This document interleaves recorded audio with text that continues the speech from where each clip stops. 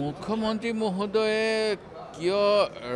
ৰাইজৰ কথা শুনিব নিবিচাৰে এই কথাটো মই বুজি পোৱা নাই আৰু ৰাইজৰ কথা নুশুনিলে বিপদ অনিবাৰ্য হ'ব এই কথাটো যোৱা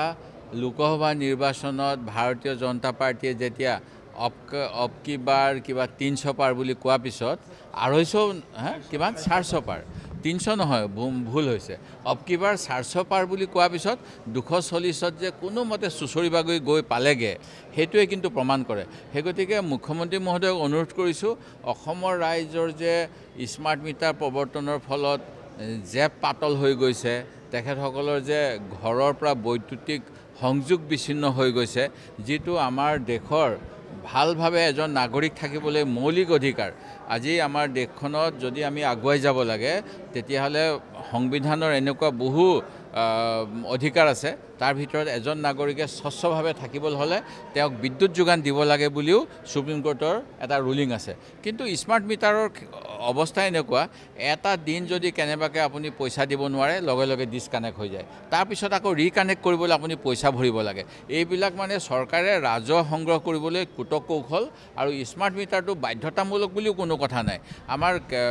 কেতবোৰ বিভাগ আছে যিবিলাক কনকাৰেণ্ট লিষ্টত আছে কিছুমান চেণ্ট্ৰেল লিষ্টত আছে কিছুমান ষ্টেট লিষ্টত আছে কিন্তু এই বিজেপি চৰকাৰখন অহাৰ পিছত তেওঁলোকৰ এটা ভ্ৰান্ত ধাৰণা আছে যে ওৱান নেশ্যন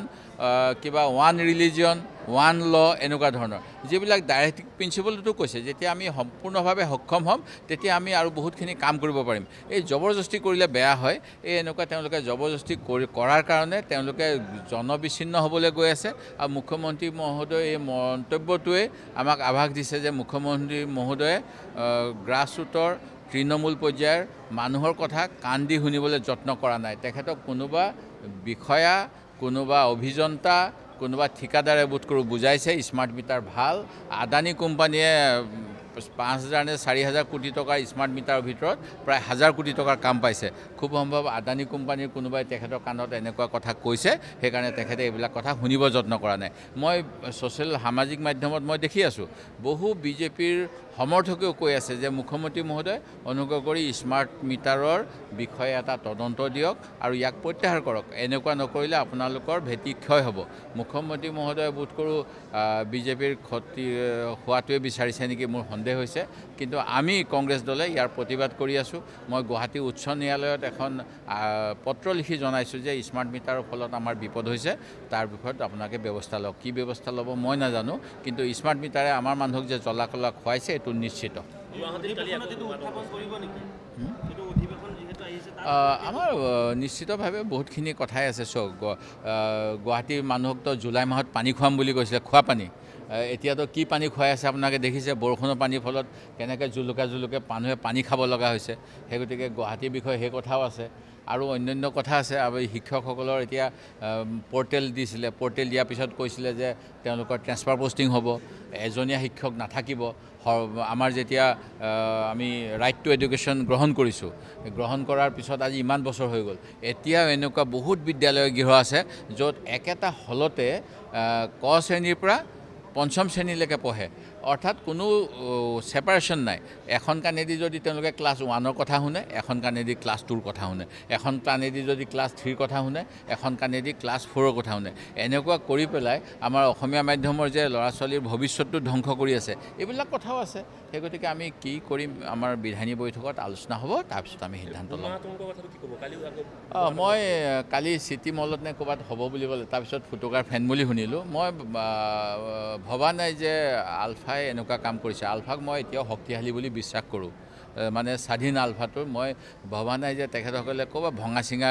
য'ত মানে কাবাৰীৱালাবিলাকেও কিজানি সেইবিলাকত যোৱা নাই তেনেকুৱা জেগাত বোমাত হ'ব এইটো কিজানি মুখ্যমন্ত্ৰীৰ ওপৰত কিছুমান হেঁচা আছিল তেখেতসকলৰ যিবিলাক সম্পত্তিৰ কথা অন্যান্য কথা তাৰ পৰা এইটো ইছ্যু ডাইভাৰ্ট কৰাৰ এটা কৌশলহে আছিল নেকি এনেকুৱা সন্দেহ হৈছে আৰু পুলিচ প্ৰহৰৰ যিকেইজন মুৰব্বী DGP ADGP তেখেতসকলে কি কৈ আছে তেখেতসকলে কৈ আছে যে কিবা শান্তি বিঘ্নিত নকৰিব ব্যৱস্থা ল'ম আৰে পুলিচ ব্যৱস্থাটোৱে সেইকাৰণে সেইটো আৰু ক'বলৈ দিবলগীয়া কথা নেকি সেইটো ৱাৰ্ণিং দিব লগা কথা নেকি কোনোবাই যদি কিবা কৰিছে তেওঁলোকে আইনমতে ব্যৱস্থা হ'ব লাগে কিন্তু মুখ্যমন্ত্ৰী মহোদয়ে এনেকুৱা কথাও কৈ আছে যিবিলাক আইন বহিৰ্ভূত কথা আৰু সেইকাৰণে কিজানি DGP অসমৰ পৰা গুচি যাব লৈছে নেকি মই ভাবিছোঁ কাৰণ সুপ্ৰিম কোৰ্টত এটা আমাৰ জানে আপোনালোকে অসমত যিমান এক্সট্ৰা জুডিচিয়েল কিলিং হৈ আছে তাৰ বিষয়ে তেওঁলোকে তথ্য দিব পৰা নাই সেই গুৱাহাটী হাইকোৰ্টে যিয়ে নকওক সেইখিনি কথাটো গৈ সুপ্ৰিম কোৰ্ট পালেগৈ অসমত কিমান এক্সট্ৰা জুডিচিয়েল কিলিং হৈছে যোৱা সময়ছোৱাত এতিয়া মুখ্যমন্ত্ৰীয়ে কৈ আছে যে মানে কিবা অন দ্য স্পট বোলে মহিলাৰ ওপৰত অত্যাচাৰ হ'লে এইবিলাক কৰে কিন্তু ইয়াতে ইন্দ্ৰাণী বিজেপিৰ এগৰাকী তহবিলদাৰ বোধ কৰোঁ তেওঁৰ ঘটনা আছে মই নাম ক'ব নাপাই বোধ কৰোঁ তিনিচুকীয়া জিলাত এগৰাকী চাহ জনজাতিৰ 14 বছৰীয়া ছোৱালী বিজেপি নেতাই ধৰ্ষণ কৰিছিলে তাইৰ উপাধিটো ক'ব পাৰিম চাগে প্ৰজা তাৰপিছত তাইৰ মাকে আত্মহত্যা কৰিলে আৰু তাৰপিছত দুমদুমানে কোনোবা এখন মাৰ্ঘেৰিটা চহৰত বিহু চাবলৈ যোৱাৰ পিছত এগৰাকী কিশোৰীৰ ধৰ্ষণ হ'ল এনেকুৱা কিমান ঘটনা হৈ আছে সেইবিলাকতো একো কৰা নাই সেই গতিকে মুখ্যমন্ত্ৰী মহোদয়েও এনেকুৱা কথা কৈ নাথাকি প্ৰকৃততে কামখিনি কৰক সেইটোৱে মোৰ অনুৰোধ এইটোতো কংগ্ৰেছৰ নিয়মেই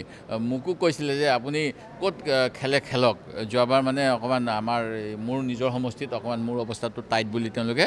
গম পাইছিলে তেতিয়া মই ক'লোঁ হাৰো জিকো ৰাইজৰ লগত থাকিম মোৰ সমষ্টিৰ মানুহখিনিক মই এৰি আহিব বিচৰা নাই সেইকাৰণে নাজিৰাৰ পৰা মই কম ভোটত হ'লেও জিকিলোঁ আৰু আমাৰ কংগ্ৰেছৰ নীতিয়ে সেইটো যে দলৰ কৰ্মী হিচাপে আমিতো নিজৰ চইচত গ'লেতো আমি আটাইতকৈ ভাল ছেফ ছিটত যাম আৰু কংগ্ৰেছৰ ছেফ ছিটত যোৱাটোতো কেতিয়াও আমাৰ কৰ্মীসকলে বা কোনোবাই নিবিচাৰে গৌৰৱ গগৈ যেনেকৈ প্ৰত্যাহ্বান গ্ৰহণ কৰিলে ভূপেন বৰাই প্ৰত্যাহ্বান গ্ৰহণ কৰিব বিচাৰিছে সেই গতিকে পাৰ্টিয়ে যাকে য'তে দিয়ে নিশ্চয় খেলিব ভাল কথা যদি মুখ্যমন্ত্ৰীৰ লগত গৌৰৱ গগৈ খেলে তেতিয়া কেনেকুৱা হ'ব পাৰে ভাল হ'ব ভাল লাগিব আৰু মই ভাবোঁ যুদ্ধখন ভাল হ'ব আৰু মুখ্যমন্ত্ৰী মহোদয়ে হাৰিলেও মই আচৰিত নহ'ম ৰাজ্যসভাৰ দুখন আসনত এতিয়াও কিন্তু বিজেপি তেওঁলোকৰ প্ৰাৰ্থীৰ নাম ঘোষণা কৰিবলৈ সক্ষম হোৱা নাই গতিকে তেওঁলোকৰ হাতত থকাৰ পাছত মইতো মানে তেওঁলোকৰ বিষয়ে মন্তব্য দিব নোৱাৰোঁ কিন্তু যোৱা সময়ছোৱাত বহুত বিজেপি নেতাসকলৰ মাজত ক্ষোভ দেখিছিলোঁ সেই গতিকে তেখেতসকলৰ এইটোত যিহেতু ছেক্ৰেট বেলট হয় ইয়াত মানে হেৰি নাথাকে মানে যদিও মানে হুইপ থাকিব মানে আপোনাৰ দেখাব লাগিব কিন্তু যদিহে বিজেপি দলে কাৰোবাক ভাল অসমৰ কাৰণে চিন্তা কৰা মানুহক দিব বিচাৰে কাৰণ বিজেপি দল কৰাৰ পিছত আমাৰ অসমৰ যিসকলৰ মনত জাতীয়তাবাদ আছে তেখেতসকলে আজি শংকাত ভোগা মই দেখিছোঁ সেইকাৰণে অশোক শৰ্মা ডাঙৰীয়ায়ো ওলাই আহিলে আৰু বহুতৰ মুখত এনেকুৱা কথা শুনো শিৱসাগৰত যিটো ঘটনা হৈছে আপোনালোকে জানে যে আইন হাতত তুলি লৈছে কেইজনমান হিন্দীভাষী ব্যক্তিয়ে মই হিন্দীভাষী ব্যক্তিৰ প্ৰতি মোৰ কোনো বেয়া ভাৱ নাই কিন্তু আইন কোনো হাতত তুলি ল'ব নাপায় কিন্তু যেতিয়া তেওঁলোকে ওৱান নেশ্যন ওৱান লেংগুৱেজ এনেকুৱা কথাবিলাক কয় অসমৰ ওপৰতে হিন্দী জাপি দিব লৈছিল আপোনালোকে জানে বিধানসভাত আমি তাৰ প্ৰতিবাদ কৰিছিলোঁ এনেকৈ যদি ওৱান নেশ্যন ওৱান ৰিলিজিয়ন এইবিলাক কথা কয় তেতিয়াহ'লে ক্ষুদ্ৰ ক্ষুদ্ৰ জাতি সত্তাবিলাকৰ আঘাত হয় সেই গতিকে যদিহে কোনোবাই অসমৰ স্বাৰ্থত মাত মতা এজন নিৰ্দলীয় দিব বিচাৰে আমি সমৰ্থন কৰিম